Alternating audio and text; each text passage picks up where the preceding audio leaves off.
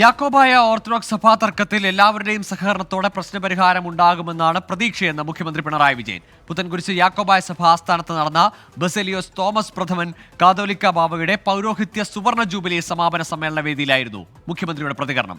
Church bill പൂർണ്ണതയിലേക്ക് എത്തിക്കാൻ മുൻകൈയെടുക്കണമെന്ന് ആഗോള സുറിയാനി സഭ പരമാധ്യക്ഷൻ ഇഗ്നാത്യോസ് അപ്രേം രണ്ടാമൻ പാത്രിയർക്കീസ് ബാവ മുഖ്യമന്ത്രിയോട് അഭ്യർത്ഥിച്ചു. യാക്കോബായ സുറിയാനി സഭയുടെ ശ്രേഷ്ഠ കാതോലിക്ക ബസേലിയോസ് തോമസ് പ്രഥമൻ കാതോലിക്ക ബാവയുടെ പൗരോഹിത്യ സുവർണ ജൂബിലി സമാപന സമ്മേളന വേദിയിലായിരുന്നു സഭാ തർക്കത്തിൽ സർക്കാരിന്റെ ഇടപെടലുണ്ടാകുമെന്ന മുഖ്യമന്ത്രിയുടെ പ്രതികരണം. യാക്കോബായ സഭയുടെ അസ്തിത്വം നിലനിന്നു പോകണം, എല്ലാവരുടെയും സഹകരണത്തോടെ പ്രശ്നങ്ങൾക്ക് പരിഹാരമുണ്ടാകുമെന്നാണ് പ്രതീക്ഷയെന്ന് മുഖ്യമന്ത്രി.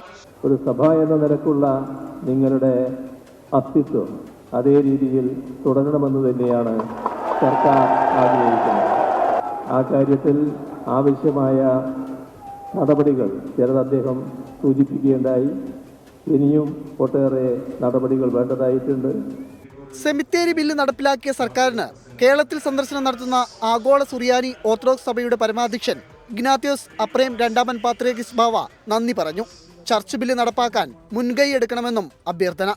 Your Excellency, I especially thank you for your efforts to bring about the cemetery bill, which helped our people tremendously. Church Act, and we hope and pray that that act will be brought to the Assembly and voted upon without many changes in it. പൗരോഹിത്യ സുവർണ jubilee ആഘോഷിക്കുന്ന Baselios Thomas പ്രഥമൻ ബാവയെ പാത്രിയർക്കീസ് ബാവ സ്ഥാനീയ ചിഹ്നം നൽകി ആദരിച്ചു.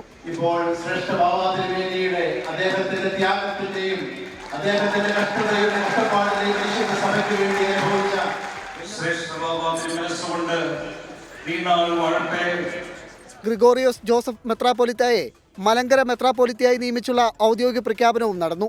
Catholicos charity foundation ഏർപ്പെടുത്തിയ പ്രഥമ ശ്രേഷ്ഠ പുരസ്കാരം ISRO ചെയർമാൻ S. സോമനാഥന് മുഖ്യമന്ത്രി സമ്മാനിച്ചു. 24 കൊച്ചി.